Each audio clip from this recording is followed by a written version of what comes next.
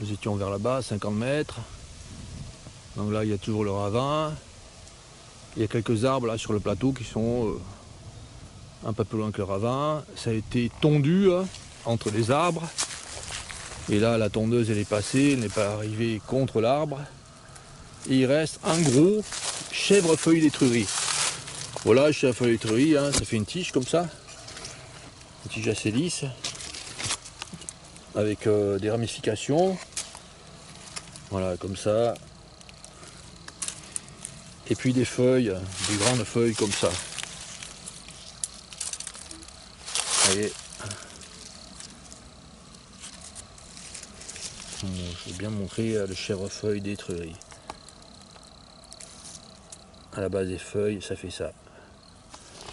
Il est peu commun en Gironde, il est présent uniquement sur ce endroit là, sec. Là, à côté, nous avons un arbre, peu commun en Gironde, filaire. Ah ouais, ce que je voulais dire, le chèvrefeuille d'étrurie, c'est une plante de la famille des caprifoliacées. Comme les scabieuses, comme la sciucis des prés, comme les cardères. Là, nous avons filaire, donc c'est un arbre qui peut devenir gros, qui peut vivre 300 ans, dont le tronc peut dépasser 30 cm. Là, le tronc de l'arbre filaire à large feuille, Phillyrea latifolia. Les feuilles sont bien brillantes. Dessous, on peut voir que c'est pas avec des nervures. Il n'y a pas de nervures plus foncées. Là, dessous, il n'y a pas de nervures plus foncées. De loin, on pourrait croire que c'est un arbre à la terre, mais non, pas du tout. Filaire, famille des Oléacées.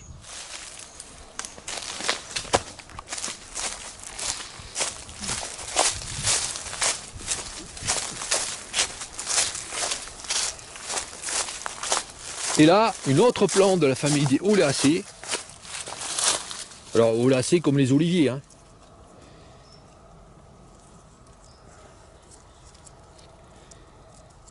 On ne connaît pas cette plante là.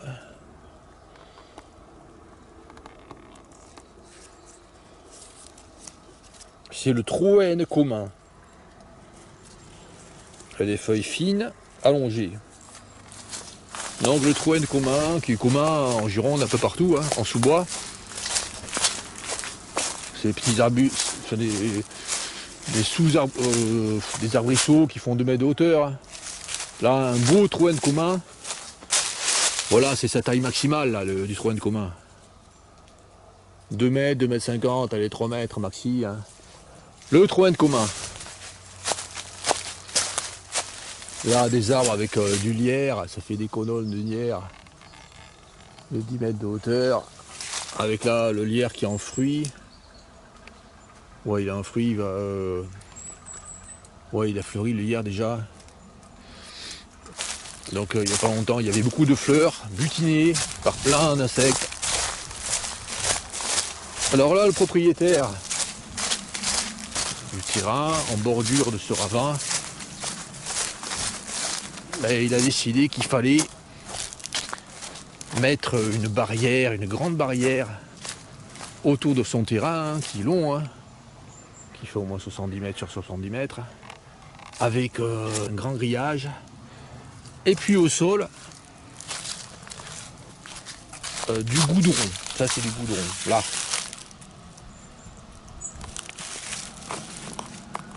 Du goudron, du gravier, là, des espèces de gravier noir. Pour surtout éviter qu'il y ait la moindre fleur le long de son grillage. Il ne veut surtout pas, ça lui fait peur, les plantes sauvages. Donc c'est une végétation maigre sur ce plateau. Sur un sol calcaire, il y aurait plein d'orchidées, plein de plantes sauvages. Mais lui, il préfère tondre partout, tout son terrain. Il pourrait tondre l'endroit où il a sa table pour manger dehors, autour où il y a un portique, balançoire par exemple. Tondre autour des bancs, tondre quelques chemins. Il pourrait faire ça. Non, lui, il préfère tondre tout. En fait, c'est une corvée pour lui. Hein. Oh, c'est chiant, j'ai un grand terrain, il faut que je tonde. Ah, c'est comme ça la plupart des gens. Hein. Ils ont un terrain, ils tondent partout, tout. Donc sur son terrain, il y a énormément d'orchidées là pour l'instant. Il y a des spirantes d'automne. Je vais essayer d'en filmer là. Là. Toutes les fleurs qu'on voit. Vous voyez, ces petites tiges là, en spirale qui font 10 cm, 20 cm, 30 cm de hauteur. Ce sont des orchidées, l'orchidée, la spirante d'automne. Spirantes spiralis.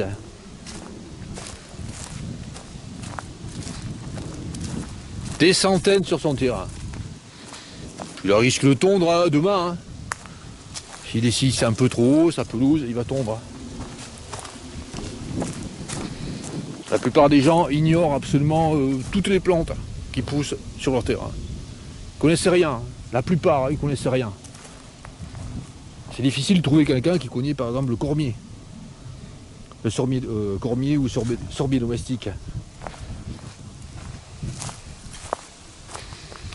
En latin, sorbus domestica. Nous allons voir tout à l'heure le sorbier avec ses fruits vers là-bas.